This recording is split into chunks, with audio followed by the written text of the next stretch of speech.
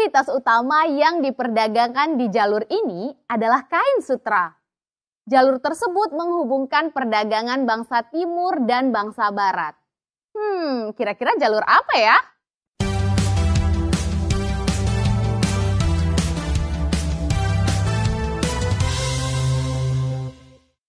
Halo teman-teman, berjumpa lagi dengan Kak Indah. Kali ini kita akan membahas tentang perdagangan di jalur sutra. Jauh sebelum bangsa-bangsa barat mempelopori penjelajahan samudra yang kemudian diikuti dengan era kolonialisme dan imperialisme, sebenarnya aktivitas perdagangan antar bangsa di dunia sudah berjalan, teman-teman. Biasanya aktivitas perdagangan dilakukan oleh manusia untuk saling memenuhi kebutuhan hidupnya. Sama halnya ya seperti kita pergi ke pasar, teman-teman. Pastinya kalian akan membeli sesuatu yang kalian butuhkan kan? Nah, sama halnya dengan perdagangan di jalur sutra. Jalan sutra atau yang lebih dikenal dengan jalur sutra adalah jaringan rute perdagangan yang membentang sepanjang ribuan kilometer di benua Asia. Nah, jalur yang menghubungkan peradaban barat dan timur ini menjadi sarana transmisi kebudayaan penting di dunia sejak berabad-abad yang lampau. Tapi mengapa ya disebut dengan jalur sutra? Penamaan jalur sutra mengacu pada kegiatan perdagangan sutra yang dilakukan oleh para pedagang Cina di sepanjang jalur tersebut.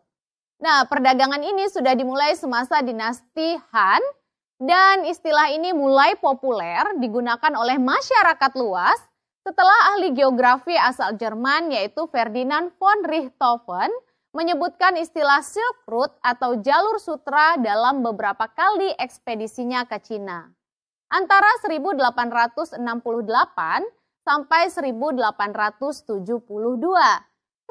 Jadi kita sudah tahu ya kenapa disebut dengan jalur sutra? Karena komoditas utama yang diperdagangkan saat itu adalah kain sutra. Tapi apa hanya sutra saja yang diperjualbelikan? Mengingat jalur tersebut adalah jalur penghubung antara bangsa barat dan timur. Pastikan setiap wilayah punya komoditas yang berbeda-beda ya teman-teman. Seiring berjalannya waktu, maka berbagai barang mulai didagangkan di jalur tersebut.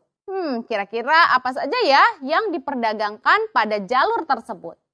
Nah, barang yang diperdagangkan dari barat ke timur antara lain ada kuda, kemudian pelana, madu, buah-buahan, barang pecah belah, ada selimut wol, ada permadani, ada karpet, ada tekstil atau seperti gorden ya.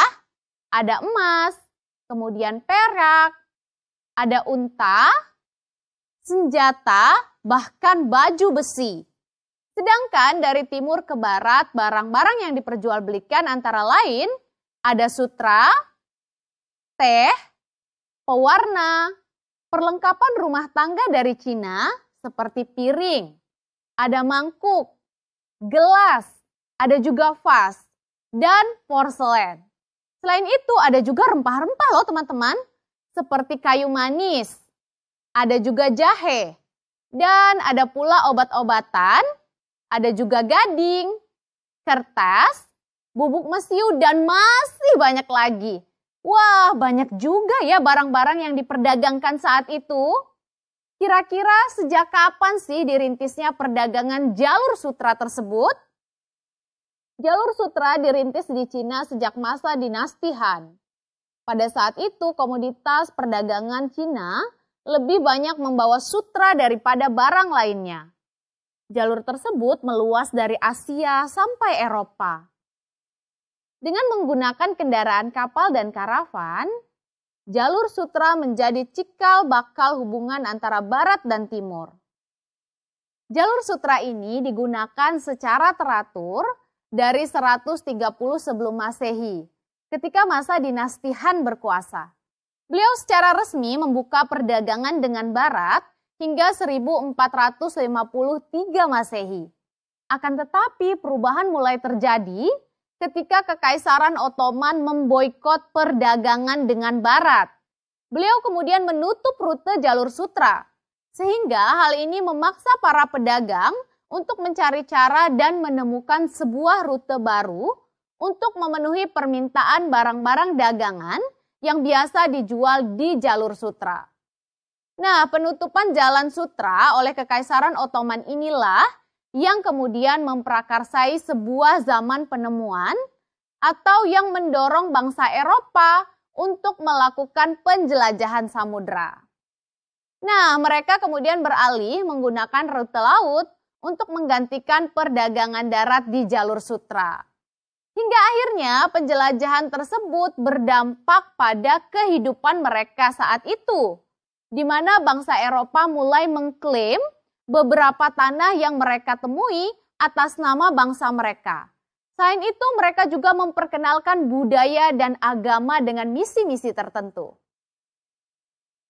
Nah, jadi teman-teman, kita sudah tahu ya, ternyata perdagangan di jalur sutra menjadi awal dipertemukannya peradaban-peradaban yang ada di dunia.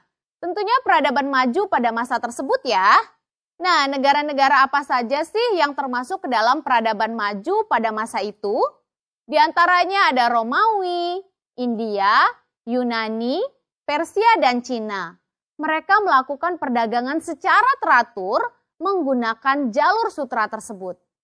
Oke deh, setelah kita mengetahui perdagangan di jalur sutra, lalu bagaimana ya proses perdagangan di Nusantara?